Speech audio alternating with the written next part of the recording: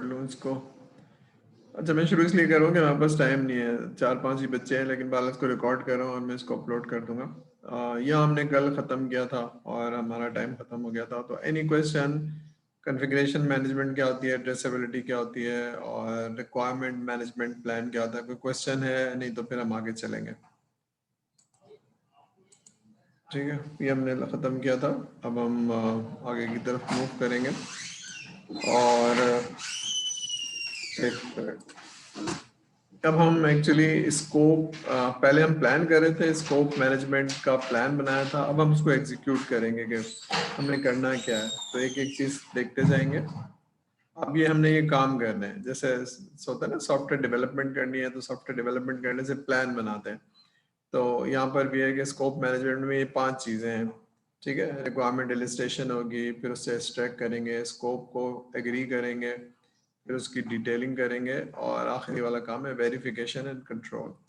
ठीक है, तो अलग अलग प्रोसेस हैं। ठीक है, तो एक एक करके देखते जाते हैं और इसकी एक डायग्राम है जिसको हम थोड़ा सा समझ लेंगे तो इसको समझना आसान हो जाएगा। ठीक है, तो पहला वाला रिक्वायरमेंट इलिस्ट्रेशन देख लेते हैं।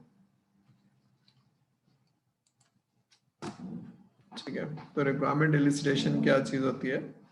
अच्छा, एक चीज़ नोट कर लीजिए कि रिक्वायरमेंट गैदरिंग का वर्ड अब नहीं इस्तेमाल होता है, पहले होता था लेकिन नॉट नाउ। इलिस्ट्रेशन का मतलब है ढूंढ के निकालना, या कस्टमर ने प्रॉब्लम बताया है तो उसका सोल्यूशन आइडेंटिफाई करना। ये ऐसे ही है जैसे आप किसी डॉक्टर के पास जाए तो डॉक्टर सिम्टम पूछेगा, सिम्टम पूछने के बाद फिर आपको रिपोर्टें लेगा और ये सब करेगा, चीज़ें देखेगा, फिर आपको डिजीज डायग्नोज करेगा। ठीक है, तो यहाँ पर भी कुछ ऐसी है। तो इलिस्ट्रेशन का मतलब है ढूंढ के, डिग इन करना, ढूंढ के निकालना। ठीक है, तो रिक्वायरमेंट इलिस्ट्रेशन में क्या कर रहे हैं आप रिक्वायरमेंट डॉक्यूमेंट करेंगे और मैनेज करेंगे स्टेक होल्डर की नीड्स को। तो हम थोड़ा सा आगे, मैंने 2-3 स्लाइड ऐड कर दी हैं जो पहले नहीं ऐड की थी। रिक्वायरमेंट इंजीनियरिंग का थोड़ा सा बैकग्राउंड पढ़ लेंगे, इसको थोड़ा सा मैं डिटेल में बता दूंगा। ठीक है, तो requirement should be gather at the start, ये जैसे आता है वाटरफॉल की बात हो रही है, तो रिक्वायरमेंट ले लें, फाइनलाइज कर लें और उसको चेंज ना करें। ठीक है ना, तो gathering requirement from all the stakeholders. तो ये जब हम पढ़ेंगे स्टेक होल्डर मैनेजमेंट, तो ऑल दी स्टेक होल्डर का मतलब है राइट स्टेक होल्डर को आइडेंटिफाई करना और उनकी पर्सनैलिटी समझ लेना। ये भी एक काम है जो फिलहाल नहीं कर रहे हैं, अभी स्कोप मैनेजमेंट कर रहे हैं, लेकिन पैरेलल में स्कोप मैनेजमेंट में जाने से पहले हम स्टेक होल्डर मैनेजमेंट भी कर लेते हैं, लोगों के बारे में पता होता है। ठीक है, तो उनका ओपिनियन, उनकी एक्सेप्टेंस हमें चाहिए होती है। ठीक है, तो हम क्या करते हैं, पढ़ लीजिए।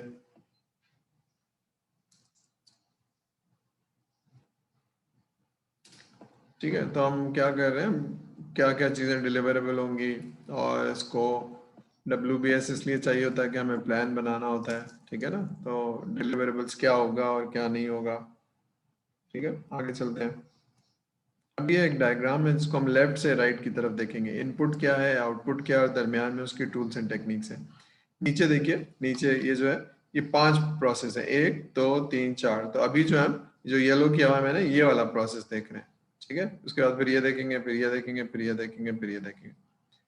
अब हमने क्या करना है, रिक्वायरमेंट इलिस्ट्रेट करके राइट पे देखिए, एक SRS बनानी है जो डॉक्यूमेंट बनता है रिक्वायरमेंट का। रिक्वायरमेंट का डॉक्यूमेंट को हम नॉर्मली SRS कहते हैं। ठीक है, और भी टर्मिनोलॉजी है, BRD भी कहते हैं, बिजनेस रिक्वायरमेंट डॉक्यूमेंट। तो SRS बनानी है हमने। ठीक है ना, तो SRS बनाने के लिए या रिकमेंड करने के लिए हमें क्या होगा, ये टेक्निक्स हैं। आप इंटरव्यू कर सकते हैं, लोगों का ग्रुप बना सकते हैं। ठीक है, नहीं सारे वो है, क्वेश्चन आए, प्रोटोटाइप्स, ये टेक्निक्स है, फैक्ट फाइंडिंग टेक्निक्स कहलाती है। या आपने सॉफ्टवेयर इंजीनियरिंग में पढ़ा होगा। ठीक है, तो ये वो तरीके हैं जिनसे आप रिक्वायरमेंट ले सकते हैं। इंटरव्यू नॉर्मली ज़्यादा पॉपुलर है, या ज़्यादातर 2-3 लोग और हैं तो ग्रुप हो गया। क्वेश्चन आयर भी होता है, ऑब्जर्वेशन भी होती है, डॉक्यूमेंट एनालिसिस भी होती है। अब इस डिटेल में नहीं जाएंगे, लेकिन बहरहाल ये है, अगर कोई नहीं है तो फिर मैं। ठीक है, अब ये करने के लिए आपके पास क्या क्या होना चाहिए। एक तो इनिशियल प्रोजेक्ट चार्टर, यानी बाउंड्रीज होनी चाहिए, क्या क्या प्रॉब्लम है, कहाँ कहाँ देखना है, तो चार्टर हमारे पास होगा जो हमने कल डिस्कस किया था। ठीक है, एक इंपॉर्टेंट चीज है, कस्टमर के पास जाने से पहले या स्टेक होल्डर के जाने से पहले आपके पास ये वाली एक्सरसाइज हो गई होगी, यानी आपको मालूम होना चाहिए कि कौन कौन से स्टेक होल्डर है और ठीक है ना, तो कैसे हैंडल होंगे, ये उनकी लिस्ट है। ठीक है, तो इस लिस्ट में 2-3 चीजें होती है, उस आदमी का जॉब, उस आदमी की पोजीशन, उस आदमी का इम्पैक्ट और उसकी पर्सनैलिटी के बारे में भी लिखा होता है। ठीक है ना, जो हमने कल बात की थी, ब्लॉकर है, न्यूट्रल है, तो ये आप एनालिसिस करते हैं और इसको, ये कॉन्फिडेंशियल डॉक्यूमेंट होता है, ये कस्टमर से शेयर नहीं हो सकता ना, क्योंकि तो लोगों के बारे में लिखा हुआ है। तो ये 2 चीजें हैं, before you go and meet the stakeholder, तो स्टेक होल्डर को कैसे मैनेज करेंगे और स्टेक होल्डर ये हम पढ़ेंगे। तो बस ये समझ लीजिए कि मैं किसी के पास जा रहा हूँ रिक्वायरमेंट लेने, तो मुझे उसके बारे में पता होना चाहिए, ये कितना इन्फ्लुएंशियल है, क्या कर सकता है, इसकी पर्सनैलिटी क्या है। ठीक है, तो जाने से पहले मुझे थोड़ा बहुत पता होना चाहिए, नहीं है तो फिर मैं जाके अपनी ऑब्जर्वेशन टेक्निक यूज करूंगा उसके। ठीक है, तो ये आखिरी चीज है कि रिक्वायरमेंट मैनेजमेंट प्लान, तो यानी रिक्वायरमेंट को कैसे मैनेज करना है, टूल है कोई, रिक्वायरमेंट डॉक्यूमेंट कैसे करेंगे, अप्रूव कैसे करेंगे, ये सारी चीजें। ठीक है ना, हमने कल बात भी थी कि हमें मालूम होना चाहिए कि व्यूअर कौन है, अप्रूवल कौन करेगा, एस्केलेशन कैसे होगी, ये वाली चीजें उसमें, गवर्नेंस, सारी चीजें। तो ये वाले इनपुट होने चाहिए। आप देख रहे हैं ये तो प्रोजेक्ट चार्टर है कि भाई अगर एचआर का प्रोजेक्ट है तो एचआर के बारे में ही बात होगी और किसी के बारे में नहीं होगी, सप्लाई चेन है तो उसी के बारे में बात होगी। लेकिन ये है, जिन लोगों के पास जा रहा हूँ उन लोगों के बारे में थोड़ा सा मुझे मालूम है, तो मुझे हेल्प करेगा उन लोगों को हैंडल करना, पीपल हैंडलिंग। ठीक है, इनसे मिलके फिर मैं एक डॉक्यूमेंट बनाऊंगा, ये रिक्वायरमेंट। लेकिन ये बनाते वक्त मुझे रिक्वायरमेंट को ट्रेस भी करना पड़ेगा कि कोई चीज मिस तो नहीं हो रही, तो हम ये दोनों चीजें देखेंगे। ठीक है, क्लियर है रिक्वायरमेंट इलिस्ट्रेशन का? ये टेक्निक्स है, यानी आप इंटरव्यू करेंगे लोगों को, लेकिन जिन लोगों को इंटरव्यू करें उनकी पर्सनैलिटी आपको पता होनी चाहिए और आपको प्रोजेक्ट चार्टर पता होना चाहिए, उसके हिसाब से आप बात करेंगे, मीटिंग करेंगे और रिक्वायरमेंट का डॉक्यूमेंट बना देंगे। क्लियर है ये चीज? क्लियर हो रही है या यस आ रही समझ में? जी सर, क्लियर। ठीक है, चलिए आगे चलते हैं। अब ये मैं थोड़ा सा, ठीक है, अब ये इनपुट बहुत सारे हैं इसलिए मैंने बता दिया, लेकिन रिक्वायरमेंट का आउटपुट, ये भी अब प्रोसेस का आउटपुट हम डिस्कस कर रहे हैं। ऊपर लिखा हुआ है रिक्वायरमेंट इलिस्ट्रेशन का आउटपुट। तो रिक्वायरमेंट डॉक्यूमेंट में क्या होता है, रिक्वायरमेंट डॉक्यूमेंट में बहुत सारी चीजें होती है। अब ये थोड़ा सा सॉफ्ट रिक्वायरमेंट इंजीनियरिंग है, तो मैं थोड़ा सा इसको रिवाइज करूंगा जिन लोगों ने नहीं पढ़ा है या वो सब्जेक्ट लिया नहीं है। तो रिक्वायरमेंट जब आप लेते हैं तो देर आर 3 रिक्वायरमेंट जो ऊपर लिखी है ना, चौथी भी होती है, ट्रांजिशन को मैंने हाईलाइट नहीं किया ताकि अब आपको बता दूंगा बस, बट आपके लिए एज अ प्रोजेक्ट मैनेजमेंट ये भी इम्पोर्टेंट है भी और नहीं भी है। बिजनेस रिक्वायरमेंट ये यहाँ से शुरू करते हैं, ये हायर लेवल होता है, फिर इसको डीप डाउन जाते हैं यूजर या स्टेक होल्डर, इसको यूजर भी कहते हैं, कुछ लोग स्टेक होल्डर भी कहते हैं, मैं IIBA की जुबान बोल रहा हूँ। Business requirement, stakeholder requirement and solution requirement, ये BA की, IIBA की जुबान है, लेकिन किताबों में बहुत सारे नाम है। तो business requirement, stakeholder requirement and functional requirement भी कहते हैं इसको। ठीक है, आखिरी चीज है ट्रांजिशन रिक्वायरमेंट। किसी को मालूम है फंक्शनल रिक्वायरमेंट है नॉन फंक्शनल, किसी को याद है? कोई बता सकता है सर को फंक्शनल नॉन फंक्शनल रिक्वायरमेंट क्या होती है? याद है किसी को?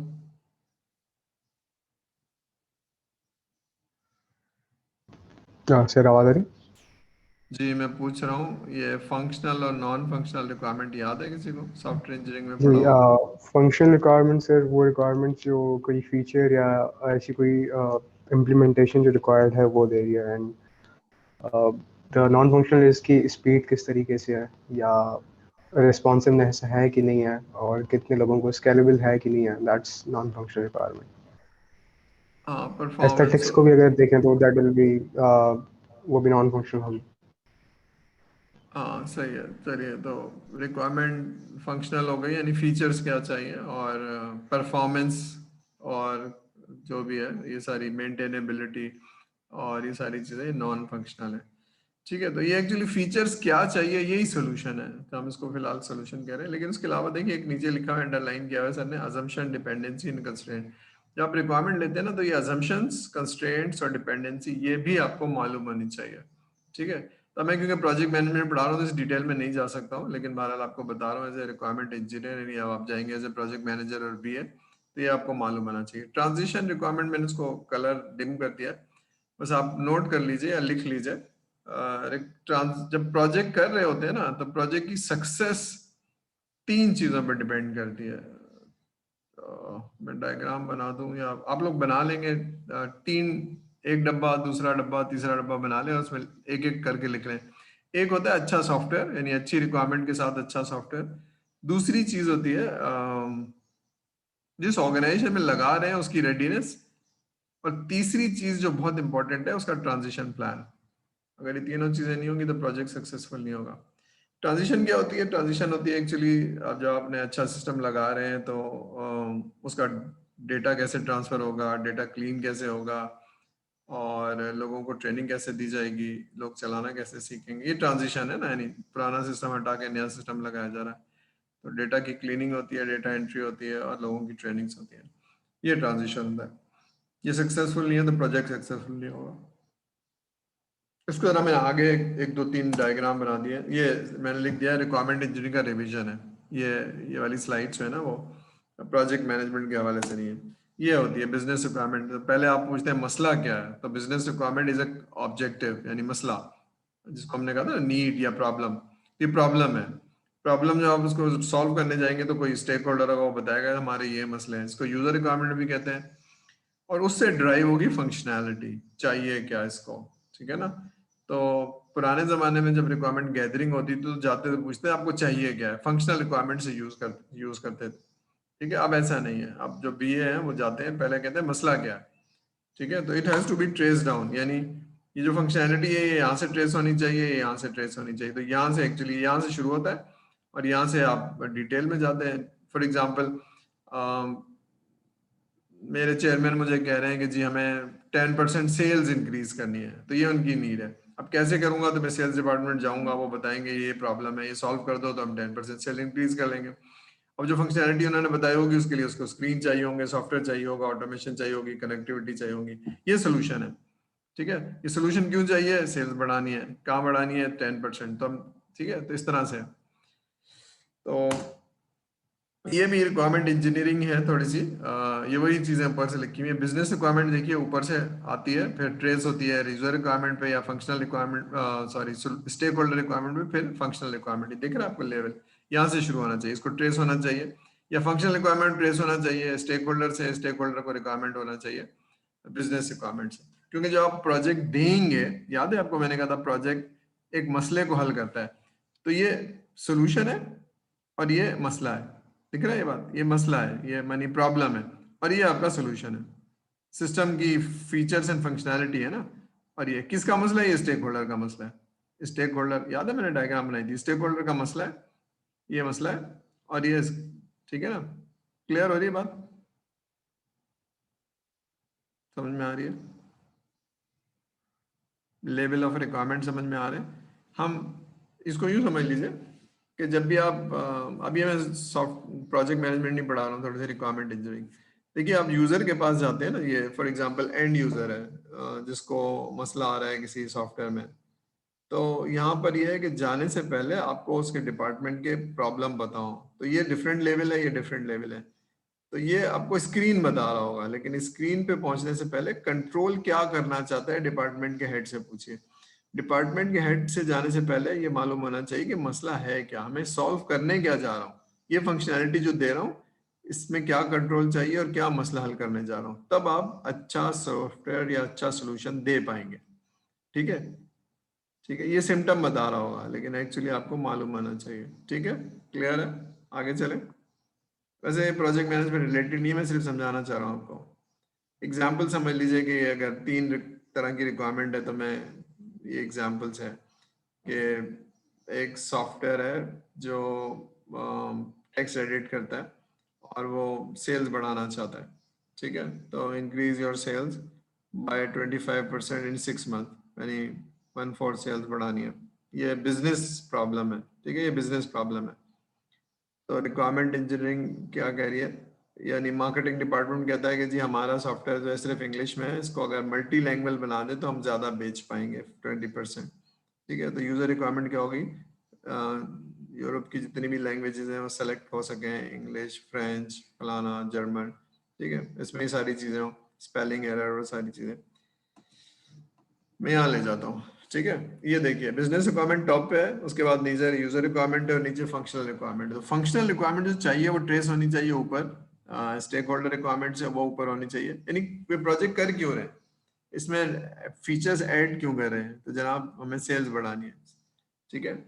बात समझ में आ रही है, मैं समझा पा रहा हूँ, I am not going into the detail, लेकिन बहरहाल ये वो ट्रायंगल जो अभी देखी थी ये सबसे ऊपर है कि भाई क्यों करवाना चाह रहे हैं, ये प्रोजेक्ट इनिशिएट क्यों किया है, तो ये प्रोजेक्ट इनिशिएट करने की ये वजह है, ठीक है, सोल्यूशन ये है।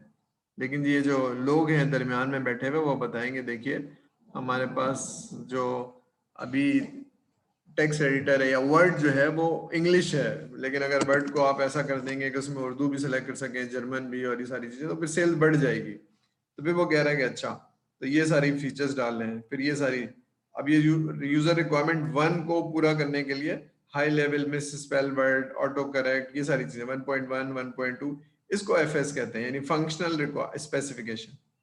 ये बीआर है बिजनेस रिक्वायरमेंट, ये यूजर रिक्वायरमेंट है, और ये फंक्शनल रिक्वायरमेंट है या सोल्यूशन है, ठीक है। क्लियर है भाई, ठीक है। ये प्रोजेक्ट मैनेजमेंट से कोई ताल्लुक नहीं है, लेकिन बहरहाल जब आपको समझ में आएगी रिक्वायरमेंट किस तरह से ली जाती है तो आपको, ठीक है। अब रिक्वायरमेंट डॉक्यूमेंट क्या है, या जो रिक्वायरमेंट जो आपने बनाया है उसमें आप डिटेल रिक्वायरमेंट बनाएंगे, यानी आप जब एसआरएस बनाते हैं तो उसमें मॉडलिंग भी होती है, उसमें टेक्स्ट भी होता है और सारी चीजें, ठीक है। तो अल्टीमेटली डॉक्यूमेंट में क्या होना चाहिए, डॉक्यूमेंट में कोई एम्बिगिटी नहीं होनी चाहिए, रिक्वायरमेंट ट्रेसेबल होनी चाहिए, कंप्लीट कंसिस्टेंट होनी चाहिए, and acceptable to the stakeholder. जो आपने डॉक्यूमेंट बनाया है वो कस्टमर की समझ में आ रहा हो, उसमें जो मॉडलिंग आपने बनाई है वो उसको समझ में आ रही हो, वो ट्रेसेबल हो, कोई एम्बिगिटी ना हो, यानी ऐसा ना हो कि आपने कुछ लिखा है जो आपकी समझ में आ रहा है कस्टमर की समझ में नहीं आ रहा है, ठीक है। तो ये एम्बिगिटी नहीं होनी चाहिए, टेस्टेबल होनी चाहिए, ठीक है। अब ये वही जो हमने सॉफ्टवेयर इंजीनियरिंग में पढ़ा था कि एक एसआरएस बनता है और उसमें IEEE का फॉर्मेट पढ़ा था, ये वो वाली चीज है। अब ये डॉक्यूमेंट आपने बना लिया, ठीक है, ये इसका आउटपुट है, रिक्वायरमेंट इलिस्ट्रेशन का आउटपुट है, ठीक है। अब एक चीज है ट्रेसेबिलिटी मैट्रिक्स जो हमने कल भी पढ़ी थी, ये क्यों जरूरी है, इसलिए जरूरी है कि आप देख सकें कि कस्टमर को आप दे क्या रहे हैं, ठीक है ना, उसका रिक्वायरमेंट का ओरिजिन क्या है, कौन है जो उसको कह रहा है, तो उसकी ट्रेस बैक मैं इसको थोड़ा सा समझा दूंगा आगे, उसकी बिजनेस वैल्यू क्या है, ये कर क्यों रहे हैं, उसकी बिजनेस वैल्यू क्या है। याद है हमने प्रोजेक्ट शुरू करने से पहले कहा था कि इसके बेनिफिट कितने हैं और इसकी कॉस्ट कितनी है, ठीक है। तो अगर बेनिफिट ज्यादा है और कॉस्ट कम है तो बिजनेस वैल्यू है, लेकिन अगर कॉस्ट बहुत ज्यादा है और कोई बेनिफिट कम है तो बिजनेस वैल्यू कम है। तो ये सारी चीजें प्रोजेक्ट शुरू करने से पहले आपको मालूम होना चाहिए, ठीक है। तो it provides a means to track requirement throughout the project life cycle। अब मैं थोड़ा सा इसको समझाता हूँ, ये अगेन ये है ट्रेसेबिलिटी, यानी आपकी जो नीड है, अभी हमने 3 पढ़ी, बिजनेस नीड और फिर business requirement, stakeholder requirement, ये जो हमने पढ़ी है थोड़ी देर पहले, फिर ये जाती है डिजाइन, कोड एंड टेस्टिंग की तरफ, ठीक है। ये सारी चीजें ट्रेस होनी चाहिए, नीड से लेकर जो आप सोल्यूशन दे रहे हैं सारी चीजें ट्रेस होनी चाहिए। तो ये मैंने एक डायग्राम बनाई है, नेक्स्ट लेवल में देख लीजिए, ये आपकी रिक्वायरमेंट है जो कल मैंने बोर्ड पे भी बनाई थी, रिक्वायरमेंट है और ये आपकी फीचर्स हैं। तो 1 2 3 4 रिक्वायरमेंट है और यहाँ 1 2 3 4 फीचर्स होने चाहिए, लेकिन इसको ट्रेस करने के लिए ये रिक्वायरमेंट है तो मैं जनाब ये वाली फंक्शनैलिटी, ये वाली फंक्शनैलिटी, ये वाली फंक्शनैलिटी दूंगा तो ये रिक्वायरमेंट पूरी हो जाएगी।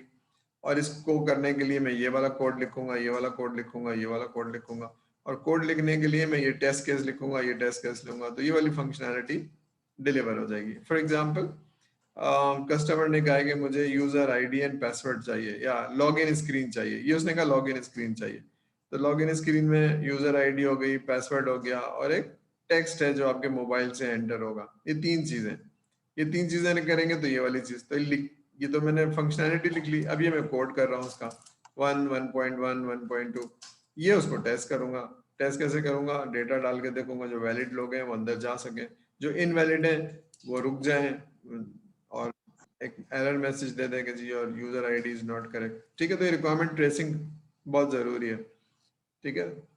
ताकि प्रोजेक्ट सक्सेस की तरफ जा सके रिक्वायरमेंट। ठीक है, तो ये बस ट्रेसिंग जहन में आ जानी चाहिए कि रिक्वायरमेंट की ट्रेसिंग जरूरी है। क्लियर है? मैं आगे जाऊँ? कल भी हमने बात कर ली थी इसकी, मैंने डायग्राम बना दी है बस, और कुछ नहीं किया। अच्छा, एक रिक्वेस्ट और है सारे स्टूडेंट से, जो अब ये पता नहीं कितने दिनों तक हम ऑनलाइन पढ़ रहे होंगे, तो मेरी रिक्वेस्ट ये है कि मैं जब आपको स्लाइड अपलोड कर देता हूँ, बुक भी मैंने अपलोड कर दिया, तो उसको पढ़ के बैठा करें। पढ़ के बैठेंगे तो कॉम्प्रिहेंड ज़्यादा हो जाएगा, क्योंकि अगर आप सामने वाली क्लास में तो खैर ठीक है आप ना पढ़े, लेकिन अगर ये जो ऑनलाइन क्लासेस में पढ़ के बैठेंगे ना, तो फिर आपको होगा कि मैंने ये पढ़ा था और मेरी समझ में नहीं आया, तो ये सर से पूछना है। ठीक है, थोड़ा सा एक्टिवली आप पूछ पाएंगे। अभी अब जो है ना वो ज़्यादा एक्टिव नहीं होंगे, क्योंकि जो समझ में आ गया ठीक है, जो समझ में नहीं आया छोड़ दो चलो। तो जब आप पढ़ के बैठे होंगे तो ज़्यादा बेहतर कॉम्प्रिहेंड कर पाएंगे। ठीक है, हम आगे जा रहे हैं। अब स्कोप को डिफाइन करना है। हमने रिक्वायरमेंट तो ले लिए, रिक्वायरमेंट ले लिए। देखिए वो जो पहले वाले प्रोसेस से ये डॉक्यूमेंट बन गया, ठीक है ना, दिख रहा है ये वाला डॉक्यूमेंट जो पिछले प्रोसेस से बना के आए, ये डॉक्यूमेंट बन गया हमारे पास। ठीक है, अब इसमें से हमने चीजें नोट कर ली। अब हमें देखना है कि इसमें क्या करना है, क्या हमने करना है और क्या नहीं करना है, बाउंड्रीज डिफाइन करनी है। ठीक है, तो प्रोजेक्ट का स्कोप स्टेटमेंट बनाना है। इससे हमारे पास रिक्वायरमेंट आ गई है बहुत सारी, अब इनसे कह रहे हैं ये शामिल होगा, ये नहीं शामिल होगा, ये शामिल होगा, तो ये हमने आउटपुट बनाना है स्कोप स्टेटमेंट। इसमें ये होगा, ये होगा, ये होगा, जो चीजें इंक्लूडेड है। टेक्निक्स क्या है? एक तो एक्सपर्ट जजमेंट, जो लोग ये काम करते हैं उनसे ले लो, या अगर आप कोई प्रोडक्ट बना रहे हैं, जैसे ERP बना रहे हैं, तो ERP में क्या होना चाहिए, क्या नहीं होना चाहिए, ये आप देखते जाएंगे, उसको मैच करते जाएंगे, और आप कहेंगे ये वाला मॉड्यूल फिलहाल निकाल दो, तो वो एक्सक्लूड हो जाएगा। ठीक है, या अल्टरनेटिव आइडेंटिफिकेशन होती है कि प्रोडक्ट को देखते हैं और उसके बाद आप देखते हैं इसमें क्या चीज़ नहीं है, वो हम डाल देंगे। ठीक है, या फिर आप एक वर्कशॉप कर लें लोगों के साथ, क्या क्या रिक्वायरमेंट है, फैसिलिटेटेड वर्कशॉप। ये टेक्निक्स हैं स्कोप को, यानी जो बिजनेस के लोग होते हैं उनके साथ बैठ के आप एक सेशन कर लें, उनसे पूछ लें आपको क्या चाहिए। ठीक है, तो ये टेक्निक्स हैं, ये इनपुट है। प्रोजेक्ट चार्टर आ गया, ये आ गया क्या नाम है, डॉक्यूमेंट रिक्वायरमेंट। यहाँ पर है ऑर्गेनाइजेशनल प्रोसेस एसेट। ये क्या चीज़ है? ये अगर आप सॉफ्टवेयर हाउस हैं तो आपका कुछ तरीका कार होगा, प्रोसेस होगा, टेम्पलेट होंगे, तो वो भी आप फॉलो करेंगे ना। जब आप रिक्वायरमेंट लेने जाते हैं तो आप SRS का टेम्पलेट फॉलो करेंगे। फिर जो भी प्रोसेस है रिक्वायरमेंट को लेने के लिए, मीटिंग करना, फिर उस पर एनालिसिस करना, फिर उस पर डॉक्यूमेंटेशन करना और उस पर वैलिडेशन करना, तो ये वो आपका प्रोसेस है कि आपको स्कोप कैसे आइडेंटिफाई, वो प्रोसेस आप करेंगे। तो ये तीन चीजें, चार्टर हो गया, रिक्वायरमेंट जो पिछले प्रोसेस से आप रिक्वायरमेंट डॉक्यूमेंट बना के आए, ये आपका प्रोसेस है, ये आपकी टेक्निक्स है, और अल्टीमेटली आपने ये स्कोप आइडेंटिफाई करना है, क्या होगा और क्या नहीं होगा। ठीक है, और फिर अगर कोई उसमें पहली दफा में स्कोप फाइनलाइज नहीं हुआ और कुछ में अपडेट्स आई हैं, तो ये दूसरी दफा है, ये वही प्रोसेस है, ये दूसरी दफा है कि उन्होंने कहा नहीं जी ये भी शामिल करो, ये भी शामिल करो। तो यहाँ प्रोजेक्ट स्टेटमेंट का वर्जन 1 था, यहाँ प्रोजेक्ट स्टेटमेंट का वर्जन 2 आ गया, ये वही चीज है। क्लियर है ये बात? दोनों एक ही चीज है, ये वर्जन 1 है और ये वर्जन 2 है, या वर्जन 3 है, वट। ठीक है, जब आप कस्टमर को दिखाते हैं तो उसने चेंजेस बताई हैं, ये वर्जन 2 है। क्लियर हो रही है बात? ये डायग्राम अब समझ में आना शुरू हो गई। और यहाँ देखिए ये डिफाइनिंग स्कोप है, पहले वाले पे ये येलो था, अब ये वाले पे है, तो ये वाली चीज क्लियर हो रही है, डायग्राम थोड़ी समझ में आना शुरू हो गई। Yes sir. ठीक है, अब हम जाएंगे नेक्स्ट इस पे, क्रिएट WBS पे, तो हम थोड़ा सा सॉफ्टवेयर इंजीनियरिंग भी देखेंगे। डिफाइन स्कोप में क्या क्या होना चाहिए जरा पढ़िए, फिर मैं समझता हूँ और आप लोगों से भी पूछता हूँ कि क्या है। तो जो हमने एग्जाम्पल की थी, एक वेबसाइट बनानी है, तो हमने पहले देखा था कि DSU की वेबसाइट क्या है, जो मैंने पहले या दूसरे लेक्चर में बताई थी। फिर हमने कहा था ये वाले पेज करने हैं, और उससे हमने एक स्कोप का डिस्क्रिप्शन निकाल लिया था कि ये वाला पेज, ये वाला पेज, ये वाला पेज। तो अगर डायग्राम याद है तो रिकॉल कर लीजिए दिमाग में। तो एक स्टेटमेंट आ गई थी, इससे ज्यादा नहीं होगा, इससे कम नहीं होगा। याद है वेबसाइट की, DSU की वेबसाइट, ये आ गई थी। फिर हमने एक बड़ी सी एप्लीकेशन को भी देखा था। हमने क्या देखा था कि जनाब अगर हॉस्पिटल का सिस्टम बनाना है तो इन पेशेंट, आउट पेशेंट, बिलिंग, और जो टाइम लेना था, ठीक है, ये सारी चीजें, that was an scope description. ठीक है, तो ये होगा और ये नहीं होगा। तो जब आपने डिटेल ले लिया तो फिर आपको कहते नहीं ये अभी फिलहाल इस रिलीज में नहीं होगा, तो उसको आप प्रायोरिटाइज पीछे कर देते हैं, ठीक है। लेकिन अभी वाला जो स्कोप है वो आइडेंटिफाई हो जाता है। नीचे वाली चीज मैंने कलर चेंज किया, बोल्ड कर दिया है, ठीक है। तो हमने ये भी बात की थी कि ये स्कोप तो है, but what is your acceptance criteria. आप कब कहेंगे जब सिस्टम्स आपके लिए सक्सेसफुल है, तो वो भी आपको मालूम आना चाहिए, मोटी मोटी बातें कि ये अगर है तो ठीक है। उसके अगेंस्ट नंबर 3 क्या डिलीवरेबल्स होंगे, ठीक है, क्या क्या आप चीजें देंगे, ठीक है।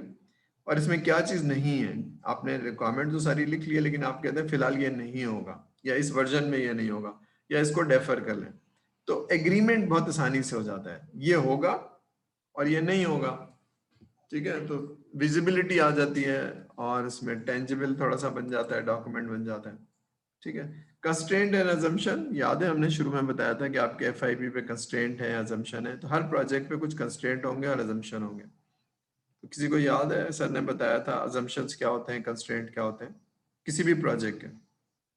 अगर वो आपके जहन में नहीं है तो आपको दरमियान में कहीं चैलेंज आएगा, प्रॉब्लम होगी।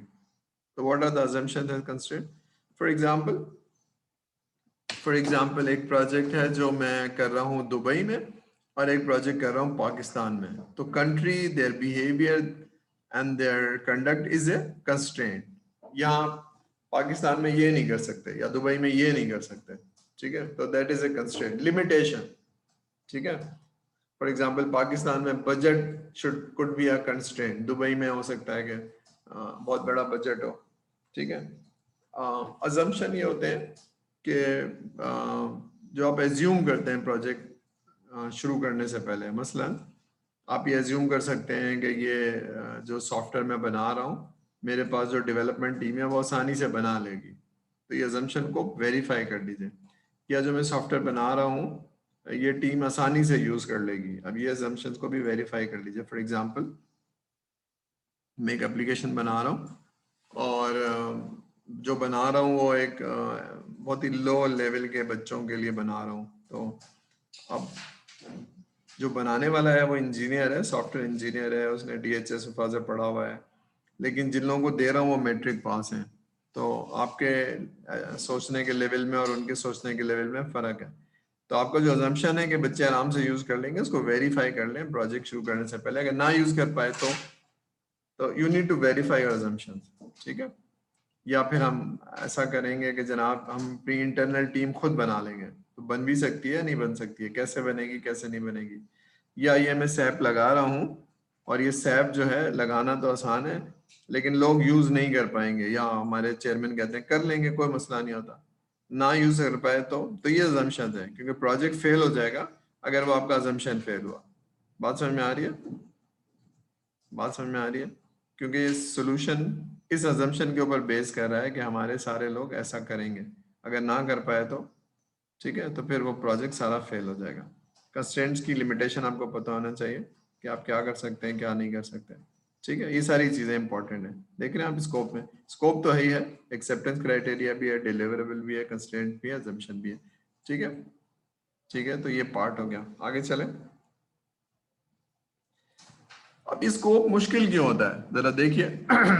अब मैंने एग्जांपल ऐसी ली है जो आप लोगों को समझ में आ जानी चाहिए। अमेजोन के अंदर क्या होता है जी, वर्चुअल किताबें बेचते हैं हम, ठीक है, जो पुराना वाला अमेजोन है, तो उसमें मुझे 3 ऑप्शन चाहिए। मेरे पास आए अमेजोन वाले और कह रहे हैं जी उसमें बुक सिलेक्शन हो, 3-4 बुक सिलेक्शन कर लें तो पेमेंट हो, और पेमेंट करने के बाद उसको फिर हम एक ट्रांसपोर्ट कर देंगे जो भी उसका मुल्क है, यही चाहिए।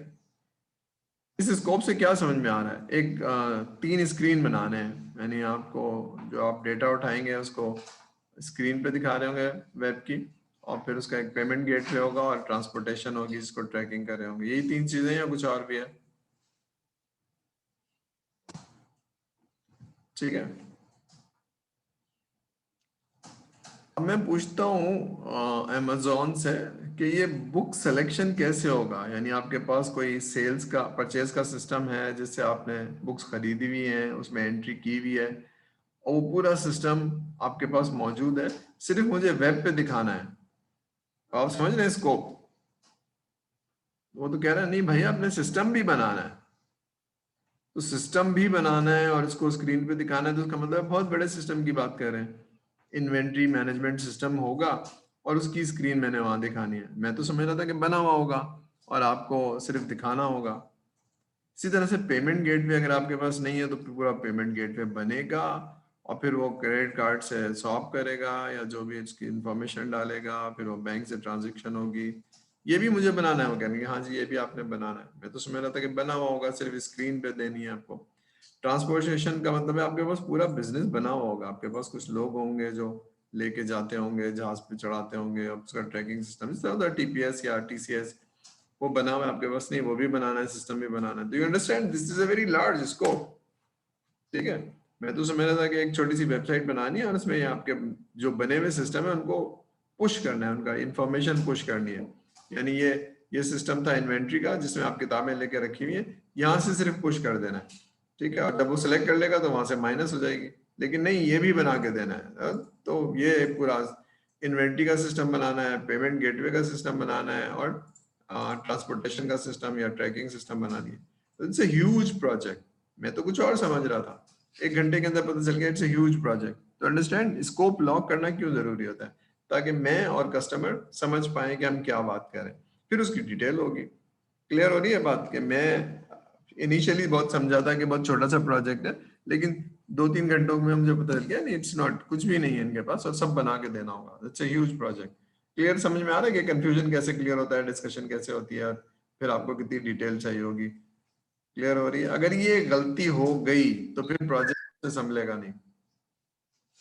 ठीक है, अब ये गलती क्यों हो रही है? बिजनेस वाले को नहीं पता कि सॉफ्टवेयर कैसे बनता है, ये तो आपको मालूम है ना। तो you need to understand, you need to speak the same language.